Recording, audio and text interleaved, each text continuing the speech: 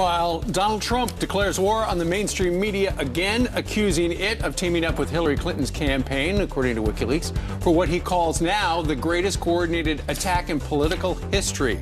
Does he have a case? We have it straight ahead. And Hillary Clinton's campaign just added more groups to the basket of deplorables. Get ready for this. And there's a good chance you're in that basket now. Wait until you hear what the latest batch leaked out. I had to reflect for a second. Now I'm back. Mornings are better with friends. It's most insightful, and Kirk Cameron will be here. Kirk's got a great new movie. Got to get him to weigh in on actually one of our lead stories today, and that is what leaked out about Catholics and the Clintons. Yeah. They want to change the Catholic Church because they're in the Stone Ages. You know, It's only been around for 2,000 years. Right. Let's stop like confession. Now, in that cold open, did you black out for just a second? I just thought about, I was going to add something, and I edited myself. And I just stopped. You know what? That's probably a good thing. You know what? Anytime I don't say something, I don't really regret it. I like your inflection. The latest, Aleppo. Right. You know why? I had to go to speech in 3rd grade for my L's. Really? Because my tongue would not lift up and touch the roof of my mouth. Well, you're doing a fine job now. Thank you very much. All right. Your teacher would be proud. Did you just hit her in the leg? Was that, yeah, and then my wrong? leg went like that, just like the doctor's office. I keep thinking we're on the same team. Okay. And that's how I would. Meanwhile, let's talk politics and get right to the race for the White House. 26 days before we're all voting and the counting the votes, the Trump campaign is declaring war on the New York Times. And now threatening to sue, accusing the paper of heading up the biggest coordinated political attack in history. Yep, Peter Doocy is live outside Trump Tower in New York City with more. Peter.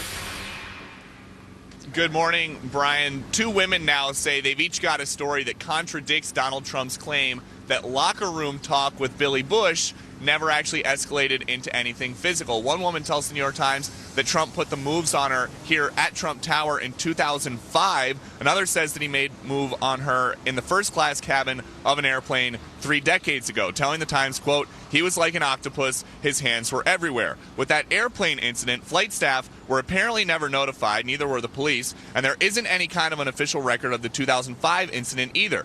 Because of that, a Trump lawyer has now drafted a letter that we just saw demanding a retraction from the Times. He accuses them in this letter of libel and of not vetting these stories that could tarnish Trump's reputation. The campaign also thinks the New York Times is trying to help Hillary.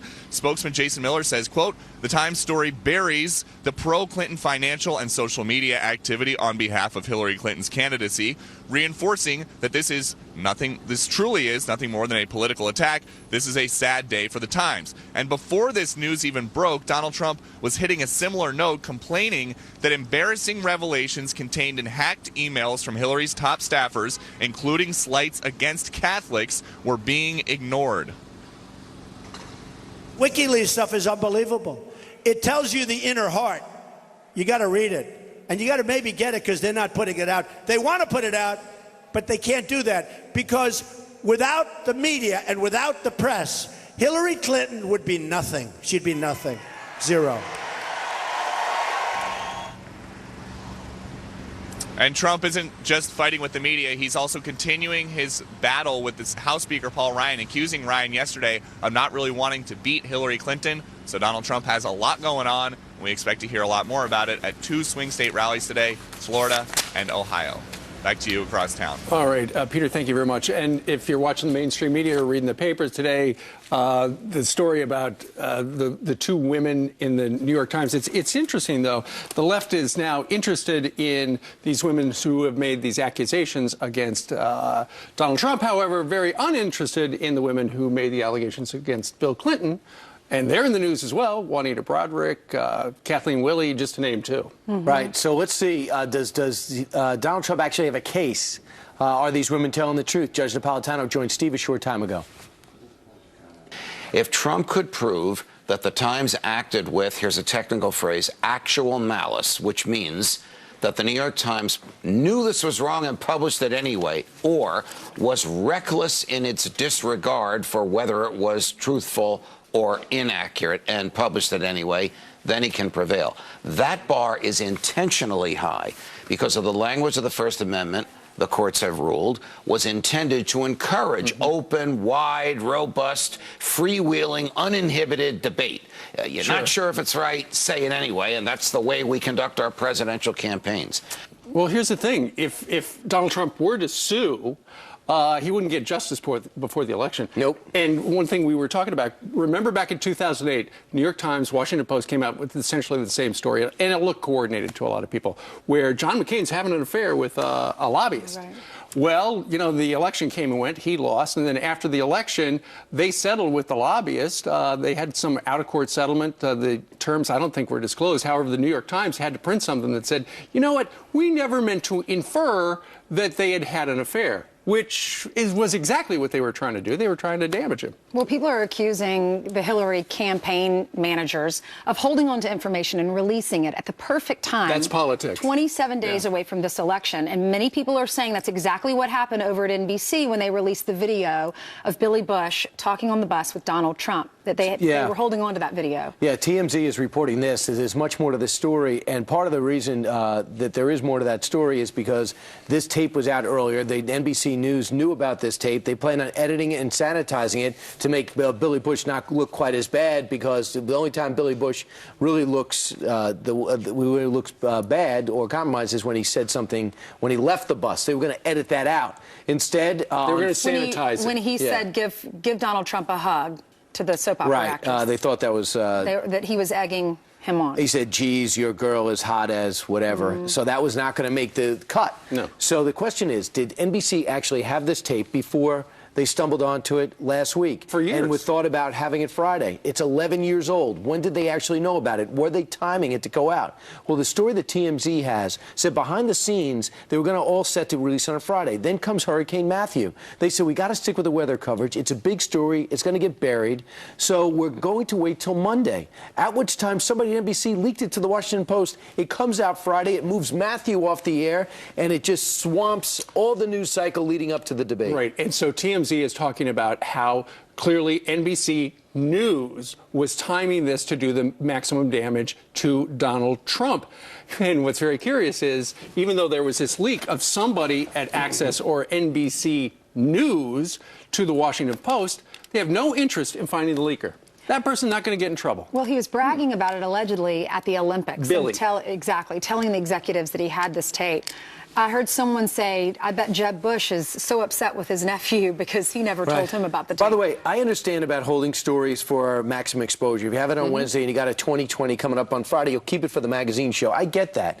But to actually have a show, if you had this story in August and left it for October to put your hand on the scale for an election, that is not ethical. That's Oppo research. I mean, the Democrats have been looking for years to dig up dirt on Donald Trump, to dump it right now, between now and November 8th. Same thing with the Republicans. They got Oppo research people. They've been working for years on Hillary Clinton because they've known for years it's going to be her. And now's the time to dump it for maximum damage. Unfortunately for NBC, now we see that that's exactly what they did. Usually we just think it. Now we have proof they did it. You know, earlier we thought that, according to Hillary Clinton, she walked it back the next day, but she said 50% of Donald Trump's audience is his supporters, his voters, are deplorable and they're unredeemable. Then we find out that that basket's got to get a little bit bigger because Catholics belong in it. 28% of the country is Catholics. Rednecks. And rednecks, they belong in it. And somebody else. Yeah. Latinos. Needy right? Latinos. Yeah, what happened, there are some, thanks to WikiLeaks, the chair for the Hillary Clinton campaign, John Podesta, sent out an email. We need endorsements from, quote, needy Latinos. For instance, Federico Pena, a little insecure. The Hispanic mayor of Denver, things were not good with him because he endorsed Barack Obama. And also Bill Richardson, who back in the day, 2008, also threw Hillary Clinton under the bus and endorsed Barack Obama. Bill Richardson says this. No, he says of Bill Richardson. He says, Bill Richardson, first of all, look at the top of that. Look at the subject. Needy Latinos and one easy call. Bill Richardson, I had heard that you were upset that I encouraged a call between WJC, Bill Clinton, and Richardson to bury the hatchet. Richardson is still on TV a lot, especially on Univision and Telemundo, notwithstanding the fact that he can be a blank. It was worth getting him in a good place. Yeah, so they had a talk. Eventually, he talked to the former president, Bill Clinton. They mended fences, and then he did 2 days later go ahead and endorse Hillary Clinton. But nonetheless, for Podesta to say needy Latinos, we got to get their endorsements. It doesn't look good for Right, just alienate everybody. I guess it doesn't really matter. Milk in their eyes after being pepper sprayed. The protests got out of hand when police told them to leave so the city council could vote on a new police contract.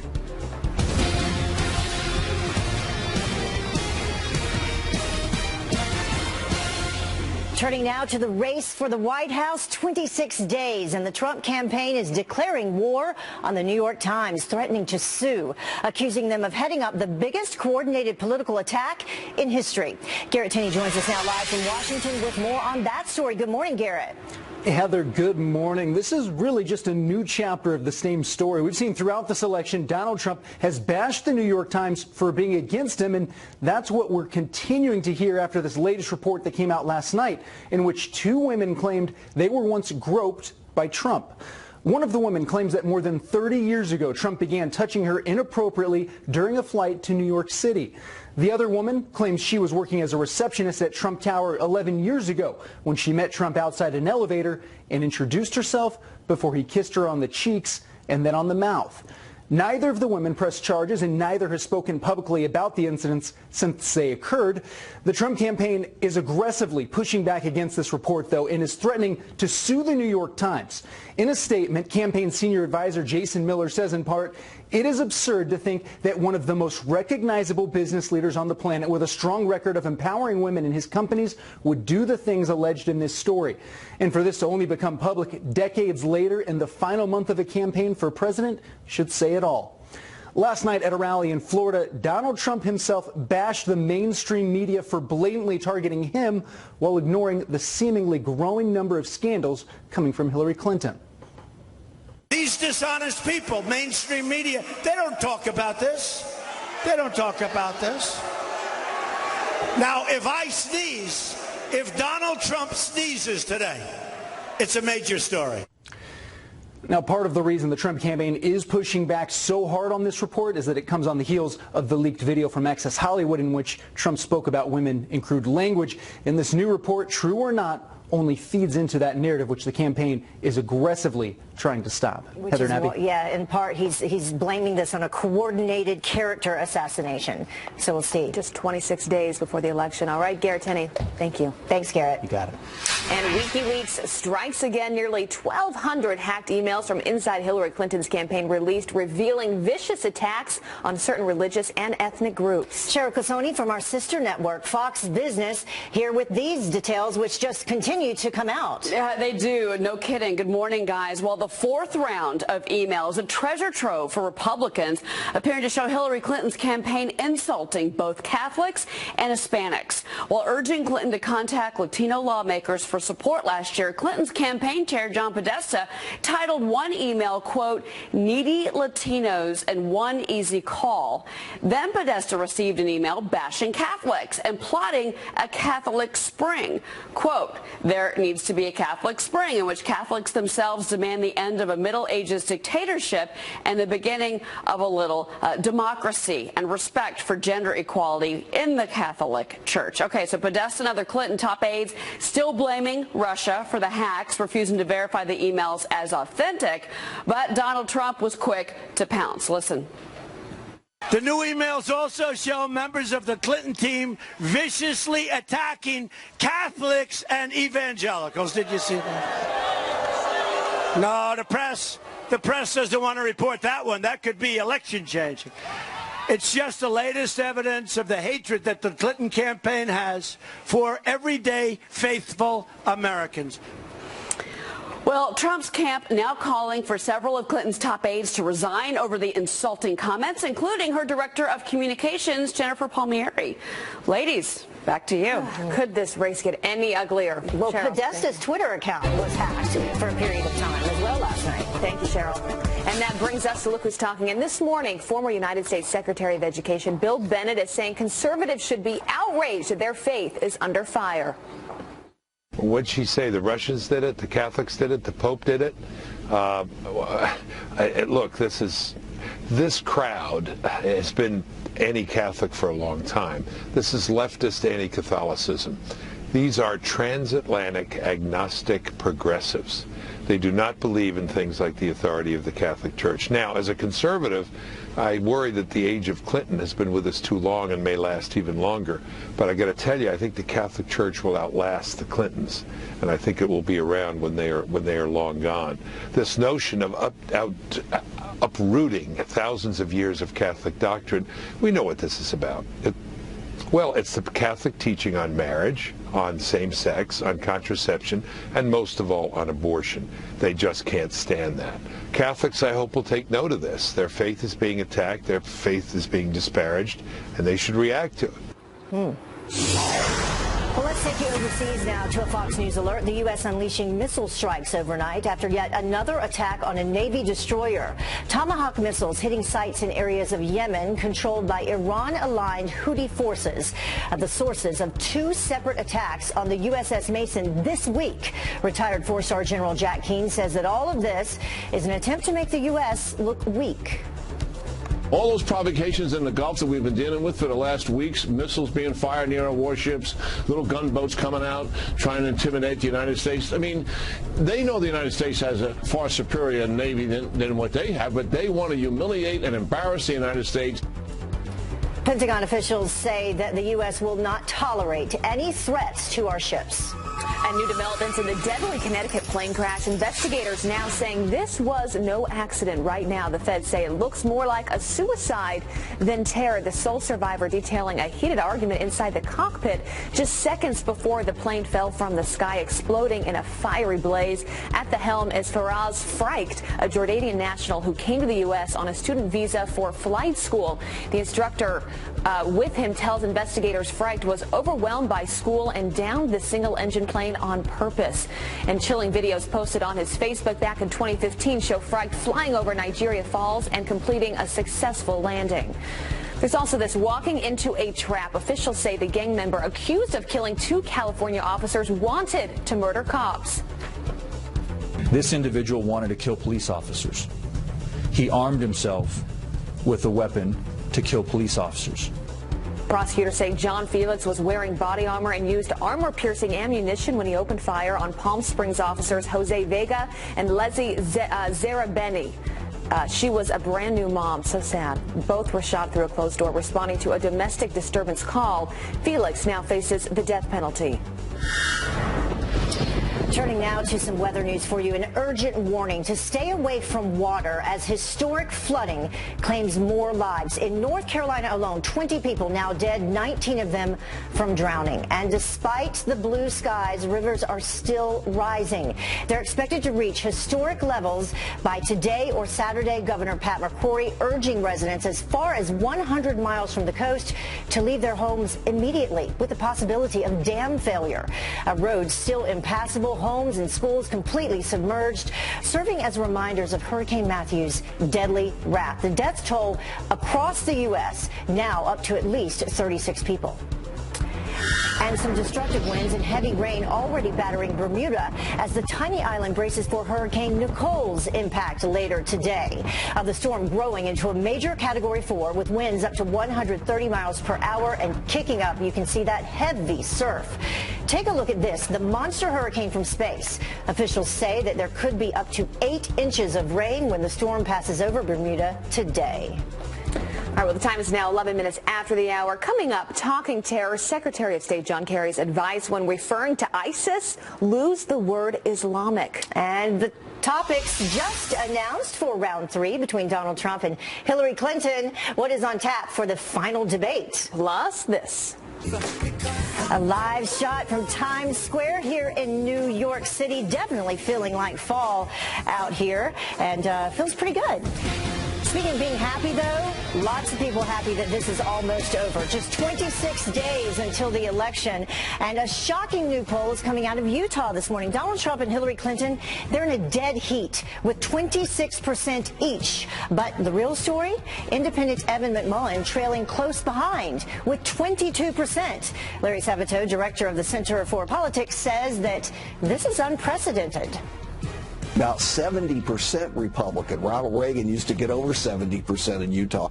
So it's a shock. This is the first poll that shows it being effectively a three-way tie. And you always have questions, particularly when an independent does this well, though there are reasons. He is a Mormon, BYU grad, and clearly the Mormon population is not terribly keen on Donald Trump.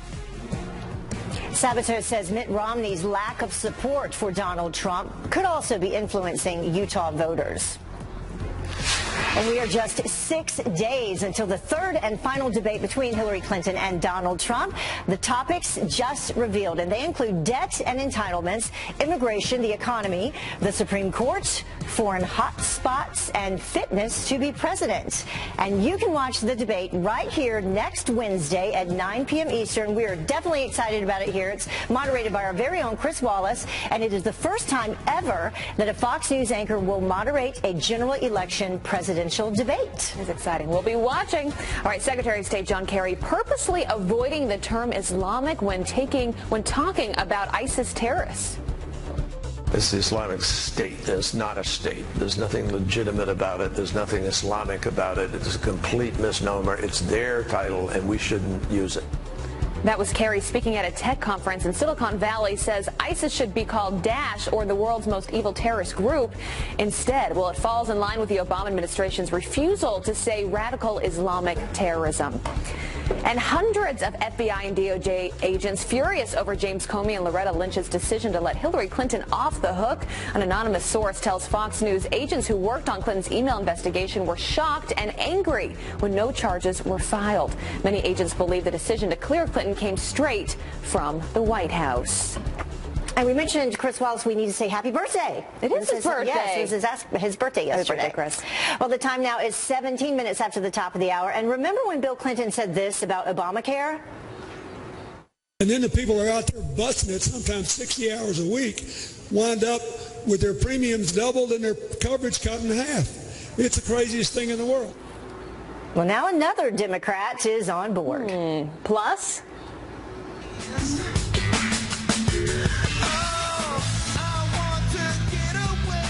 One airline is adding kid-free zones so you never have to fly like that. Is this a good idea? Stick with us. 22 minutes after the hour, we're back with this story. Embattled Wells Fargo CEO John Stump is officially unemployed.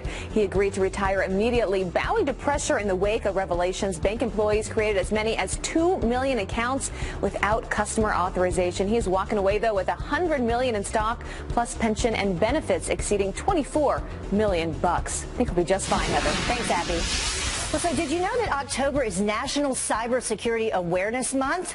And with what seems like daily stories about hack attacks, what you can do to keep your information safe. Well, Brett Larson with Fox News Headlines 24/7 Sirius XM 115 joins us now with some tips on taming the internet trolls. Is that possible? You can try your best, and I'm sure they're not going to appreciate us calling them trolls. But good morning. It does feel like, though, we are at war with hackers, but some simple tips can keep you safe. For starters, have you ever opened up Network or Sharing and wondered who all those other computers are? Those are folks who left on file sharing, so turn that off. You may not see something like it at home, but if you're using, say, your laptop in a coffee shop or you're hanging out in a public park with Wi-Fi, shut it down. Phishing scams. Okay, we talk about this a lot. Your bank sends you an urgent email and you need to log into the website to fix some problem. Careful, check the actual web address? Does it say yourbank.com or does it say cheapprescriptiondrugs.com/yourbank? The latter is obviously not the site you want to stay on, and you certainly don't want to log in with your actual banking information. When you are on your actual banking site, you see an S after the HTTPS. Check for the S and say yes to it. That is simply letting you know the page is secure and the data shuttling back and forth between your computer and the web is encrypted. You'll see it when you're online shopping at Amazon, even sometimes when you're on Google. Newer web browsers will actually show the address in green or with a green key to let you know you are locked down. And I've used this when traveling, a virtual private network, a VPN. Basically, it's software that keeps your public connection secured. So as your data goes from your computer to the web and to wherever you're going, it actually makes an extra stop between two secured computers. And last, when you're finished with your work, get off of Wi-Fi. The longer it stays on the hotspot, the greater the chances that someone will go snooping around. And snooping they will do. Yeah. It is increasingly easy, but you're smarter. So stay smarter than the internet trolls. It's just sad we have to deal with this today. Everyone's really experienced getting hacking at this point. Those are some good tips, though. I didn't know the HTTP. Make sure that there's the S there. Say yes to the S. Yeah. Thank you, Brett. Thanks, guys. Thanks, Brett. Time is now 25 after the hour. It's time now to glue on this. Have you ever been on a long flight and have something like this happen to you? Let me take a look. No. Hey, come here. If you don't stop screwing around back there, this is what I'm going to do with you. We've all been there. Well, now one airline wants to make experiences like that a thing of the past. Indian airline Indigo introducing child-free zones on their flights. So they're banning children 12 and under from 8 rows of seats, including those with extra leg room. According to the airline, the areas are meant for business travelers who need some quiet, but some people say it is discriminating against children. So we want to know, what do you think? Is this a good idea, or is the airline being unfair to families? Send us your comments on Facebook, Twitter, or send an email to Fox Friends First at foxnews.com. We're going to share them later in the show. I bet there's some mixed reactions to that. We'll get a lot of responses to that one. But we're not done. The time is now 25 minutes after the top of the hour. And 2 brand new controversies we need to tell you about that are brewing on the campaign trail. New accusations facing Donald Trump as Hillary Clinton deals with yet another document dump. How both campaigns are now responding up next. Plus, what do Americans fear the most? Well, it's not good news for Hillary Clinton. And Colonel Sanders gets a makeover again. Just wait until you check out his new look. Looking good. It is Thursday, October 13th, and this is a Fox News alert. 2 veteran cops clinging to life after a man armed for battle opens fire. We got shots fired. I need every officer available to make their way. 136 Gladstone Street, please. I think we have an officer down. Ambulance, please. Okay, we need an ambulance. You want to stay tuned. Those breaking details just ahead. And 2 new controversies brewing in the race for the White House. Donald Trump declaring war now on the New York Times. And this is Hillary Clinton's deals with another document dump. First it was Catholics, now her aides caught attacking Hispanics.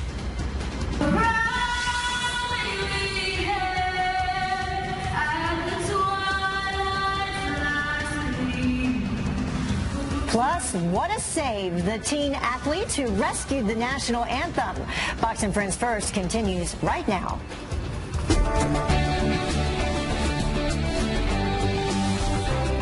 There is a lot of stuff brewing this morning, a lot of news to get to, but it is still good to be alive, and it is good to be here on this Thursday morning. You're watching Fox and Friends First. I'm Abby Huntsman. And I'm Heather Childers. I like that song to start the day. It is half past the top of the hour, so let's get right to the race for the White House. The Trump campaign declaring war on the New York Times and threatening to sue. They're accusing the paper of heading up the biggest coordinated political attack in history. Garrett Tenney is live for us in Washington with more. Good morning. Heather and Abby, good morning. Campaign sources tell us that lawsuit against the New York Times is currently being drafted, and they, quote, better have a good lawyer. This comes in response to a new report by the Times in which 2 women claim Trump inappropriately touched them. The first of the 2 alleged incidents took place more than 30 years ago when one of the women claims she was sitting next to Trump on a flight to New York when he raised the armrest and began groping her. The second woman claims she was working as a receptionist at Trump Tower 11 years ago when she met Trump outside an elevator and introduced herself before he kissed her on the cheeks and then on the mouth. Neither of the women reported the alleged incidents to police, and neither has spoken publicly about the incidents until now.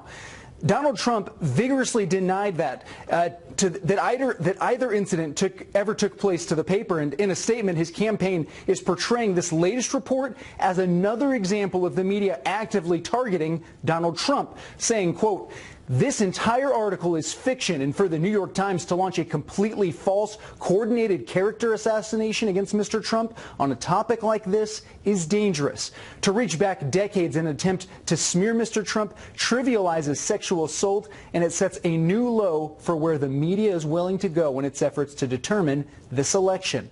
Last night at a rally in Florida, Donald Trump also took aim at the mainstream media for going after him while largely ignoring the latest revelations from the WikiLeaks documents. These dishonest people, mainstream media, they don't talk about this. They don't talk about this. Now, if I sneeze, if Donald Trump sneezes today, it's a major story. Now, this latest report from the Times comes, of course, on the heels of that leaked video from Access Hollywood in which Trump spoke crudely about women. And with less than a month to go until the election, this feeds into a narrative that Trump campaign is aggressively working to turn around against Hillary Clinton. Heather and Abby. It's gotten so ugly. Seems like leaks about something every day. Thank you so much, Garrett. You got it. And speaking of leaks, WikiLeaks strikes again. Nearly 1,200 newly leaked emails from inside Hillary Clinton's campaign showing another vicious attack on Catholics and Latinos.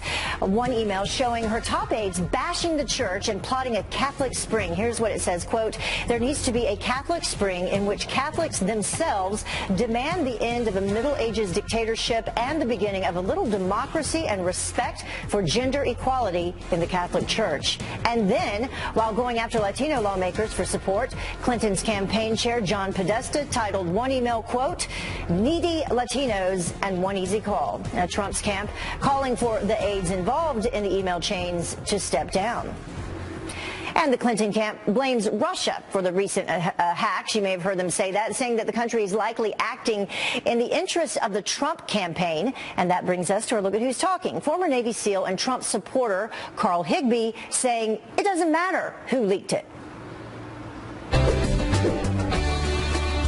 The Clinton campaign would love to make this about Russia because it takes the pressure off what the content of the emails is. Look, the fact of the matter is WikiLeaks has dropped bombs on Republicans. They've dropped it on Democrats. They're going to continue to drop this. But what a Hillary Clinton campaign wants to do is take the pressure off of what's in the actual emails. The fact that they're talking about Catholics, the fact that they're talking about all the internal workings of the campaign that are just really negative right now.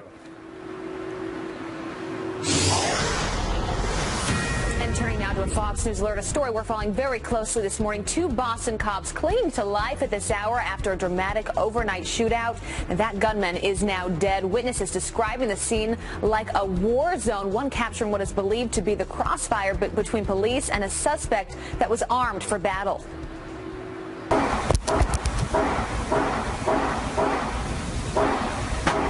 Jackie Banyans joins us live in studio with the breaking details. Jackie, this is just horrible. Yeah, good morning, Abby. Well, the city of Boston rallying together overnight after a tense shootout, just heard there in a quiet suburb. Police were called to the scene after some kind of fight between two male roommates. When they got to the house, the unnamed 33-year-old suspect had an assault rifle, a ballistic vest, and leash that is a fury of bullets, striking two veteran officers. The standoff putting an entire neighborhood on mandatory lockdown. The shocking scene playing out in brand new video, vivid police audio. Listen to this.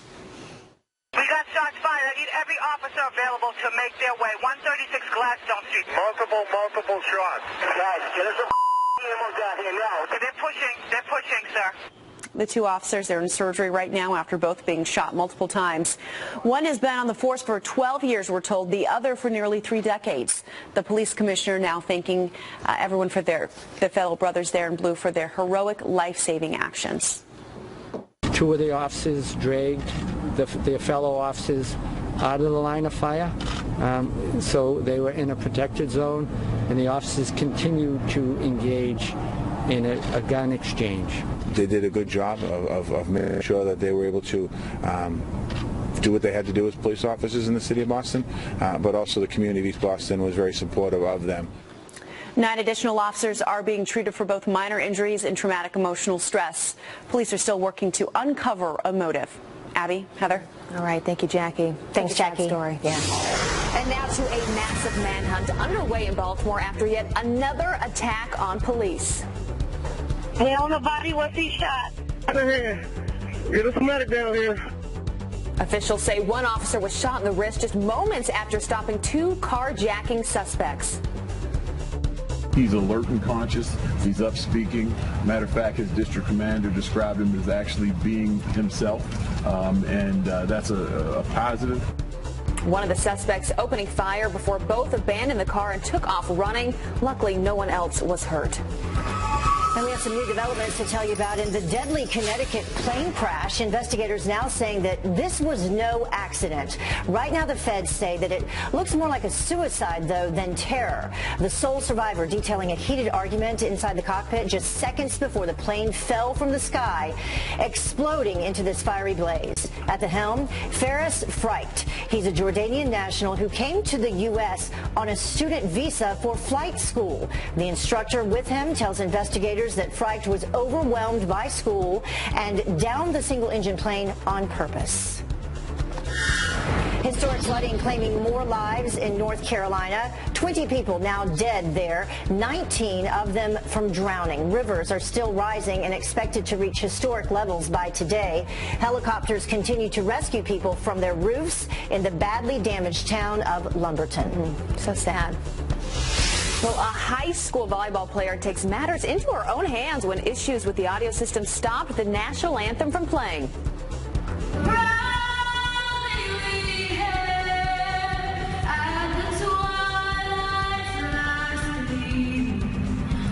Senior Marina Garcia belting out the anthem in a gym full of people in San Antonio, Texas. Yeah, her beautiful performance met with cheers and even tears from people in the crowd. We like seeing stories like that involving the national anthem. I think we need that today. That's a good one.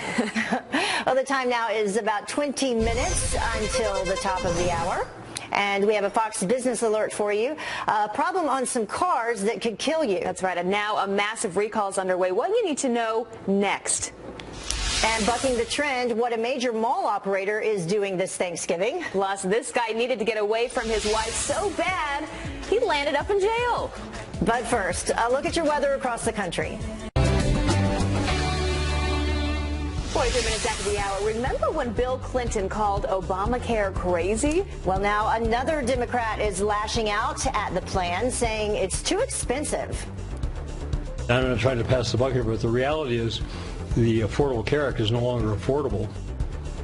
That is Minnesota Governor Mark Dayton, a former Obamacare supporter, is now calling for sweeping changes to the president's namesake health plan. Dayton says that premiums are about to skyrocket by more than 50%, and that's for thousands of people in Minnesota alone. And now to a Fox Business alert. Thousands of cars being recalled over faulty brakes, and the problem, it could be deadly. Yeah, don't want faulty brakes. Cheryl Casoni from our sister network, Fox Business, here with some more details we need to know. Good morning, Cheryl. Yeah, good morning, guys. And this is bad news for Toyota and for Prius owners as well. 340,000 Priuses are being recalled because of faulty brake problems with Toyota. There are reports of crashes and injuries and deaths to Toyota, but they won't share any more specifics of that. 94,000 of these recalls are going to be right here in North America. It's a hatchback. The cars were made between August 2015 and September of 2016. A big part of the Thanksgiving weekend is shopping. You know, they always have sales that go on, and you're with your family, but apparently more stores are closing. Yeah, remember we were talking about this last week, guys. There seems to be a backlash and kind of a turn in this whole let's open on Thanksgiving Day thing, in particular because many companies are saying, look, we want to give our employees the day off to be with their families. Well, now CBL Associates, they own 73 malls across the country. We've got a map to show you. They're going to be closing all of their malls on Thanksgiving Day. Now, the external tenants, the restaurants that have like like an outside door, if you will. They can open if they want. But this company's saying, nope, we're not going to open until 6 a.m. on Black Friday. They're kind of going backwards a little bit. You know, also, these companies you're seeing on your screen, other companies, retail stores that are saying, we're going to give our folks the day off. Marshall's, TJ Maxx, and then I told you last week about Staples and BJ's as well. They have already said that they're going to stay closed on Thanksgiving Day. Someone always open. Fox News. We'll be here for you. We'll be here. And Starbucks also is pretty much always open. Explain to me, please, this new coffee drink. Heather, I have video for you. This is even better. Oh, take a look at this. So they've given out this instructional video. This is a coffee plus beer drink they're going to be unveiling. It's brand new. They're calling it a cocktail, really. It's on their evenings menu. It's an Espresso Cloud IPA. And basically, it's almost like a Boilermaker. I hate to, that's the best way you can describe it. They show how they make it, but it's espresso on the side, and then it's got beer, and they're showing how they make it. I think it looks really good, actually. I don't know. Did you say they have an evening menu? Yeah. They started serving alcohol. They are serving alcohol. Is a depressant, and then coffee picks you up, so you'd be very confused. And then after this drink, you can go to KFC and take a look at the new Colonel Sanders, who looks pretty good, I have to say. This is why we all like each other. Okay, so KFC, ladies, meet Hot Colonel. This is Nashville Hot Colonel. They have once again made a new character, and it's a new actor. You may know him. He's from Mad Men. His name is Vincent Carthisel. Anyway, he played Pete Campbell on Mad Men. I don't know if you guys watched that show. Anyway, he's the new Colonel for KFC. It was Daryl Hammond, it was Norm Macdonald, but now he is the new guy, and they're basically saying that they want to give a real sexy kind of Colonel out to the American viewing public. So you're welcome, ladies. No, and I don't like that one. I don't like that one. I like the old traditional Colonel Sanders. The older guy? The not so good looking version? I like that one. You know, right there. That's my favorite. Now, he's sexy. Okay. On that note, thank you, Cheryl. Good to see you. So let's check in with Brian Kilmeade, speaking of sexy, to see what is coming up on Fox and Friends. And you actually have somebody we all used to love. Yeah, we all have that teenage crush, you know, Brian. For me, it was Kirk Cameron, and I hear he's on the show today. I might just be like lurking around the green room to find him. Yeah, he's around. And what about, let's let everyone, why don't you tweet us? Tell us your crush, and if you want to meet it. For many people, for many women in my generation, it was David Cassidy of the Partridge Family, including Ian behind Camera One has told me that in confidence. He told me not to tell it on our show, but he didn't say anything about your show. So, let me just tell you other people besides Kirk Cameron we have coming up. We got Ben Carson, Taya Kyle, Judge Alex Ferreira, and maybe the best analyst in the business today, Ed Rollins, will be here, and the huge story about NBC and the true story behind the scenes, what happened with Billy Bush, and how long ago they actually had that tape before they let it erupt on Friday. Caused a bit of a firestorm. I don't know if you've noticed. Yeah, there's a lot going on there. I think a lot more to that story, Brian. Maybe. Some strategic timing, I think is what you call that, strategic timing. Thank you, Brian. See you soon. All right, when we come back, put the spoon down and forget the cereal. The new study that says you should be eating chocolate cake for breakfast is the best story I've read all day. Chocolate cake, Starbucks, Colonel Chicken. Welcome back to Fox and Friends. First this morning, a massive voter fraud investigation is underway into the group called the Indiana Voter Registration Project. They're accused of turning in phony names, false addresses, and misleading information on applications. The Indiana Secretary of State worries that this could discourage people from voting. I want every voter in the state of Indiana to know that the vote that they cast will be counted and it won't be canceled out by someone committing fraud. Officials say to be safe, voters should register themselves instead of going through a voter registration group. Well, all of America might be freaking out over that creepy clown craze we told you about right now, but that doesn't even break the top 10 of the country's top fears. Look at this. According to a Chapman University survey, Americans are most afraid of corrupt government officials, followed by terror attacks and running out of money for the future. And some bad news for Democrats. Obamacare is our country's 10th biggest fear. I don't know, clowns are still pretty creepy. So we know catching cancer early is proven to save lives, but now a new study says some of that technology may do more harm than good. Scientists at Dartmouth say mammograms often lead to unnecessary treatments like radiation and chemo, and those side effects are more destructive than letting a small non-cancerous tumor just be. However, scientists still agree people should start getting regular mammograms when they turn 50. And this is my favorite story of the day. You may want to put down that breakfast shake and pick up a piece of chocolate. That's right, a new study shows eating chocolate cake in the morning could actually help you lose weight.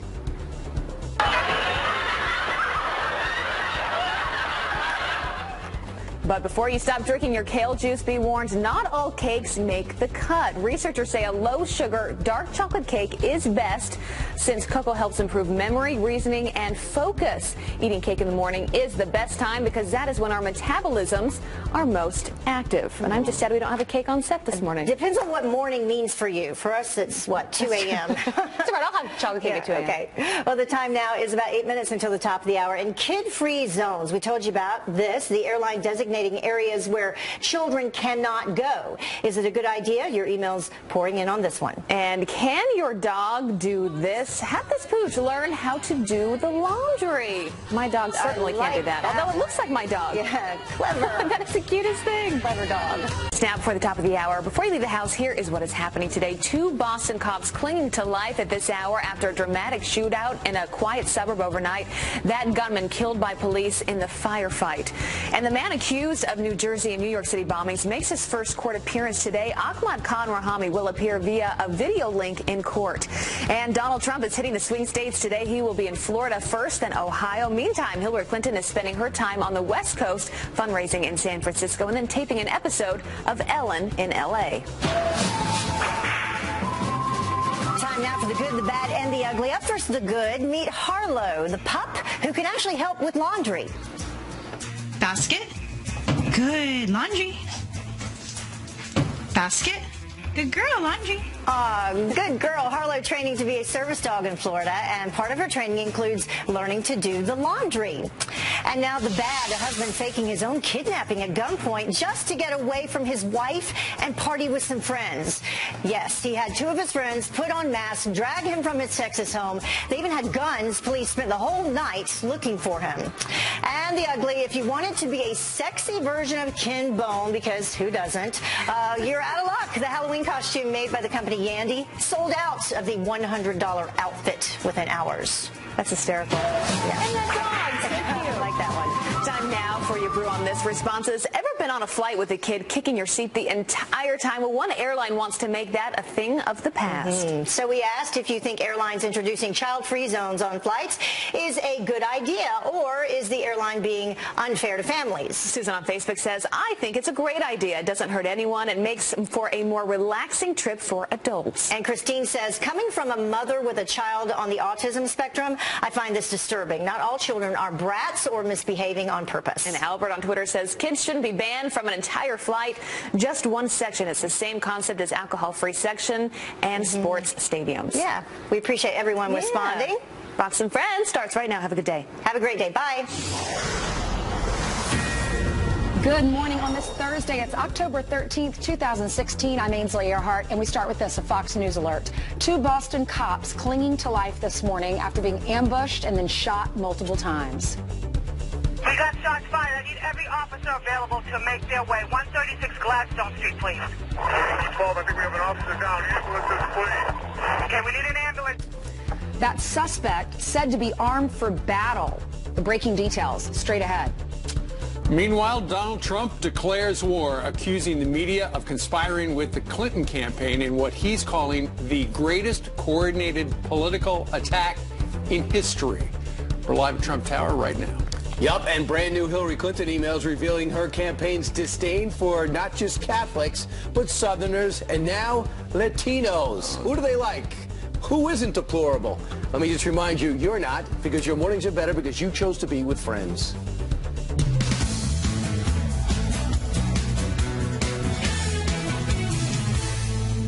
Good morning. It's Thursday. It's her favorite day of the week. It really is not. I like a Friday. Fridays are fun. Right. No, I think for some reason y'all think Thursdays are my favorite just because I get excited about the excitement level is about right there. You know why, Steve? What more about tomorrow? She did what we used to do, and she goes clubbing on Thursdays. Thursday is the night out to sit behind the rope line. Exactly. Right. That's somebody's sure that is too. Something with a heavy beat. It's Thirsty Thursday. Exactly. That's my point. I don't know. I don't go clubbing. It's like you're being patted down. You know, it's like it's almost. Well, I just know if you just use the name, I'm Ainsley Earhart, I don't have to wait on the line, right? You go right in.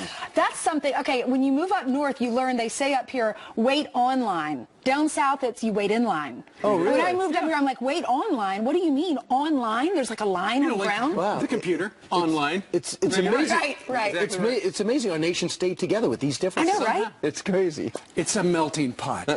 Well, I tell you what, 2 minutes after the top of the hour, another slow news day. So let's get right to the race to the White House. With just 26 days before the election, the Trump campaign is declaring war on the New York Times. Yeah, they're now threatening to sue, accusing the paper of heading up the biggest coordinated political attack in history. And Peter Doocy is live right in front of Trump Tower here in New York City with more for you. Good morning, Peter. Good morning. Donald Trump has denied ever touching anyone the way that he described in that now infamous recording of a conversation with Billy Bush more than a decade ago. But now two women have come forward to say that he did. One alleges that it happened here at Trump Tower in 2005. Another alleges that it happened in the first-class cabin of an airplane more than 3 decades ago. She describes that flight to the New York Times like this, quote, "He was like an octopus. His hands were everywhere." Now, it's important to point out there were never any police reports filed after either incident, and there are no witnesses that we know of because there were no official records of either. And a senior Trump campaign source tells Fox News the GOP nominee is considering drafting a lawsuit against the Times for publishing this story. The campaign also considers the piece a distraction designed to help hide bad news about Hillary Clinton, saying in part that, quote, "The Times story buries the pro-Clinton financial and social media activity on behalf of Hillary Clinton's candidacy, reinforcing that this truly is nothing more than a political attack. This is a sad day for the Times." Now, just before this news broke last night, the big story was that Trump was continuing his very public criticism of the House Speaker Paul Ryan. Wouldn't you think that Paul Ryan would call and say, "Good going," in front of just about the largest audience for a second night debate in the history of the country? So, you know, you'd think that they'd say, "Great going, Don. Let's go. Let's beat this crook. She's a crook. Let's beat her. We got to stop it." No, he doesn't do that. There's a whole deal going on there. So, I mean, you know, there's a whole deal going on. We're going to figure it out. I always figure things out. But there's a whole sinister deal going on. Later on today, Trump has events in Florida and Ohio, so we expect to hear a lot more about everything that's going on just a few hours from right now. Back to you. And a lot is going on. All right, Peter, over on Fifth Avenue. Thank you. Is there anything more destructive that he could do to the Republican Party than to continue to go after Paul Ryan? I mean, that's the stupidest thing that he could be doing right now. Well, I mean, we'll just break up the party. If somebody disavows you, okay, he's going to vote for him, as you guys said a couple of days ago. He's still going to vote for him, but he's not going to campaign with him. He never planned on campaigning with him except for that Friday. Why divide the ticket? You got so many other targets. Listen, what got him noticed a year ago was he was anti-establishment, and if the establishment is not going to stand with Donald Trump, he's going to try to do it without him. Yeah. So, but why destroy the people that aren't trying to, in your own party, that aren't standing with you? He's not, Paul Ryan's not out against him. Paul Ryan is not helping him. And what we've heard from the campaign and Newt Gingrich as well is if you're not going to support him completely, then really what you're doing is supporting Hillary Clinton. So a vote not for Donald Trump is a vote for Hillary Clinton. So you think it's a good move? Listen, I'm not a strategist. All I know is I get what he's doing. Paul Ryan, you know, they're in a pickle.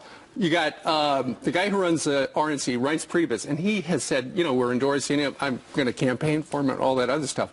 But then you've got the leader in the House saying, not so much. It's just mixed political signals. Right now, Donald Trump is doing worse than 2008 when McCain lost all those seats and they lost the House. All right, well, in other news, we are learning this morning that the execs over at NBC, they knew about that tape with Billy Bush and Donald Trump on the bus. They knew about it for months, and they plotted to release that when it was going to have maximum impact, which was 2 days before the second debate. Right. The plan was over at Access Hollywood, we're going to release the tape on Friday. What was on the news on Friday? Hurricane Matthew. So what they decided was they were not going to release it on Friday. They were going to release it on Monday. Somebody across the street didn't like that, and so they leaked it to the Washington Post. What's curious about it is, though, while NBC says we only knew about the tape for a week, They knew about it for months and maybe even years. And what they had planned to do was release the audio tape, but a sanitized version where they took the bad stuff, apparently the Billy Bush said, take that out and just make Donald Trump look bad. Because Billy drop Bush it just works for before them. the debate. Exactly. So Billy Bush is sidelined now. Most people think he's basically fired because for actually no reason. And if you compare it to where they protected Brian Williams and basically what they're doing to Billy Bush about a tape from 11 years ago, which if this is TMZ reporting.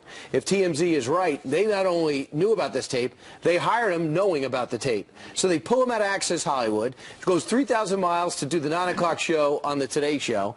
And then this tape emerges, which all we know, he could have even tipped it off. I'm just wondering if the thing that put him over the top was his voicemail message, because he said, you know, Billy Bush can't get to the phone right now, but he's out making America great again. Can you imagine if he said Billy Bush can't get to the phone right now, he must be with her? Maybe he'd still have his job. All right.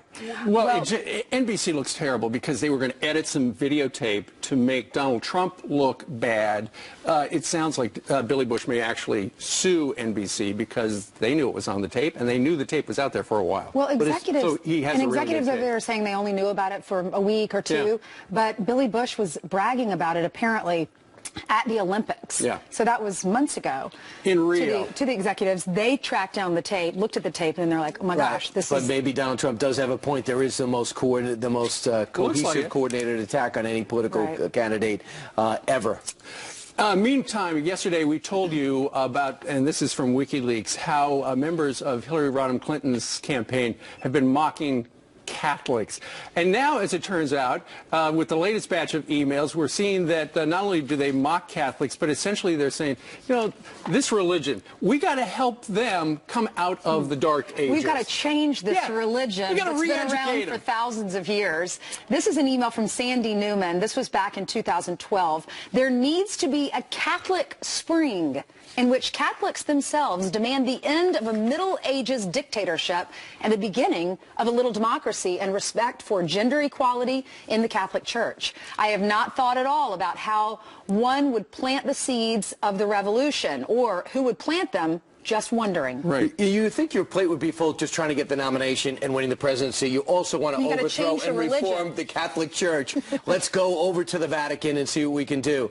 So John Podesta and this email response on February 11th, this is back in 2012, and by the way, he's been raided.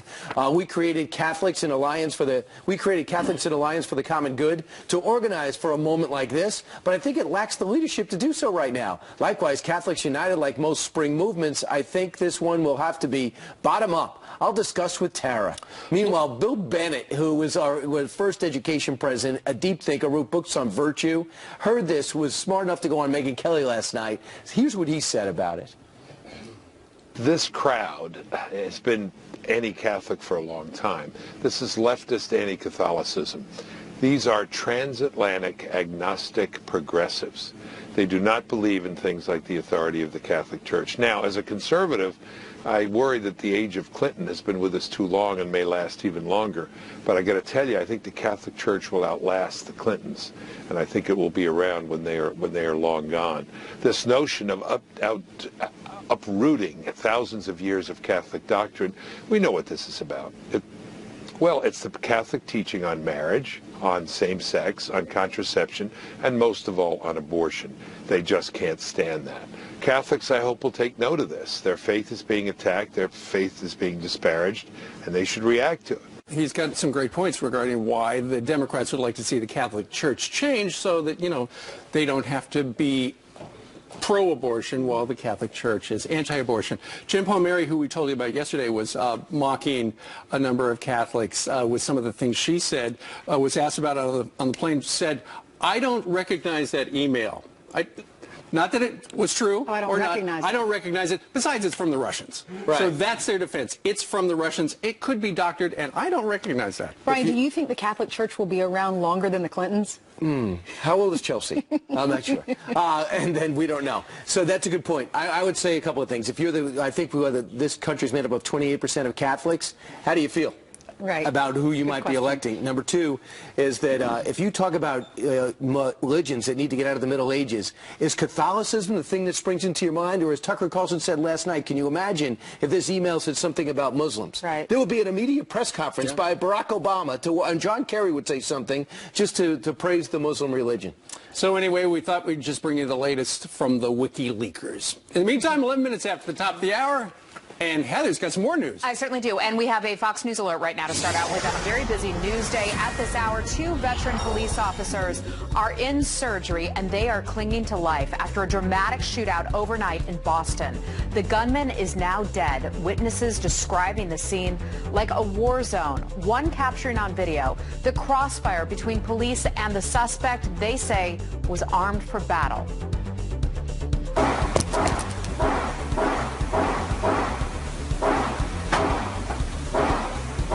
Well, that scene also playing out in brand new vivid police audio. Listen. We got shots fired. I need every officer available to make their way. 136 Gladstone Street. Multiple shots. Guys, get us some ammo down here now. Okay, they're pushing, sir. Well, police were called to a scene after a fight between 2 male roommates. When they arrived at the house, the unnamed 33-year-old suspect had a semi-automatic rifle, a ballistic vest, and then unleashed a fury of bullets. 9 officers are now being treated for minor injuries and emotional stress. Police are still working to uncover a motive. We will bring you the latest on the condition of those police officers as we learn it.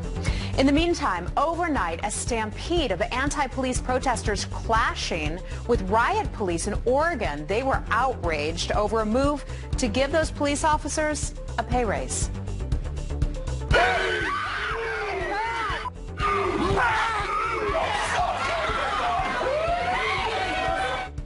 Wow, those protesters shutting down Portland City Hall, throwing things at officers, hurting at least one of them.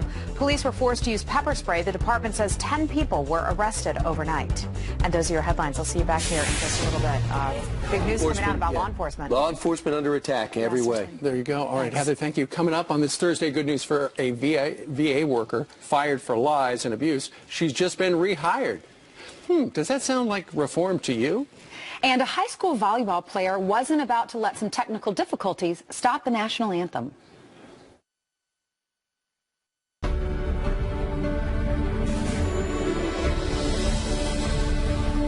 Another scandal rocking the VA. Shocker. This time, a federal worker fired from a Chicago VA facility for lying and for abusing patients.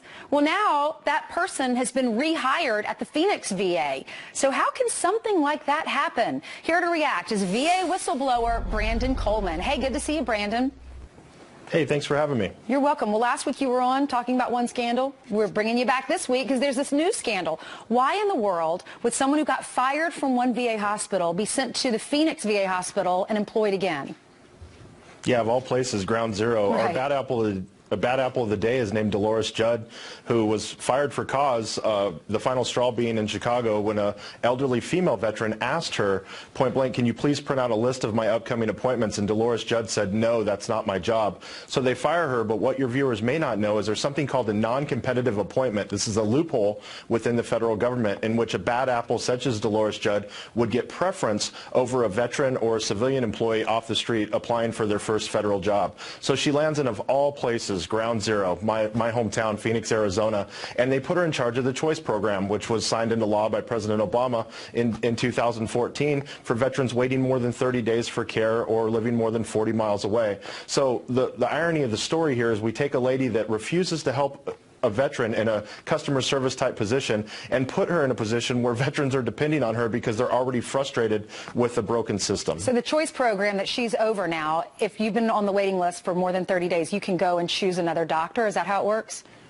It's how it's supposed to work. However, the VA's done everything they can to sabotage the program, and I've been on your station many times talking about veterans being sent to collections and doctors not getting paid and the frustration with the Choice Program overall. And now Dolores Judd is here in Phoenix running the program for us. Brandon, it is the worst performing program at the VA. This is a statement from the Phoenix VA about hiring her.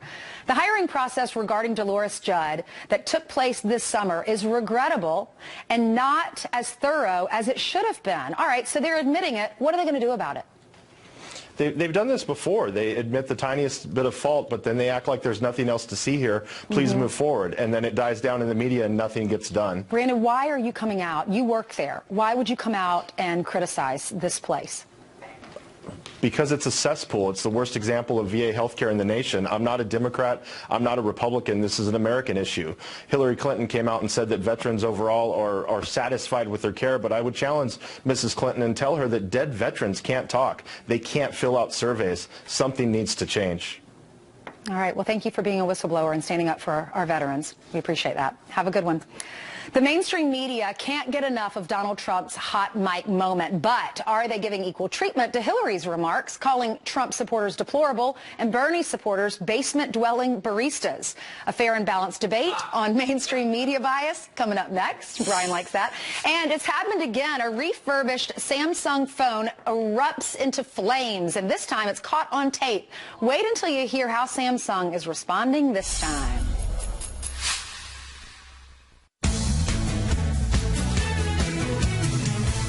All right, a quick look at some headlines on this Thursday morning. First up, the Syrian migrant turned ISIS terrorist who planned to bomb a major German airport has killed himself in jail. Jabbar al-Bakr hanging himself inside his cell. He was arrested Monday after eluding authorities for 3 days. While he was on the run, he was recognized by locals at a train station who made a citizen-style arrest. And the man accused of planting bombs in New York and New Jersey expected to make his first court appearance later today. Ahmad Rahami is accused of setting off a bomb in the Chelsea district of New York, hurting dozens of people, and another bomb along the route of a Marine Corps run down the Jersey shore. He faces 5 counts of attempted murder and terrorism charges. All right, Brian. Hi, Steve. The Clintons continuing to insult voters on a daily basis. They're children of the Great Recession, and they are living in their parents' basement. You could put half of Trump supporters into what I call the basket of deplorables. The other guy's base is what I grew up in. You know, I'm basically your standard redneck. Okay, and that's just the ones on audio, let alone the email. So what does the mainstream media choose to focus on? Declares war. Isn't it really sad that we don't have stronger leadership on both sides?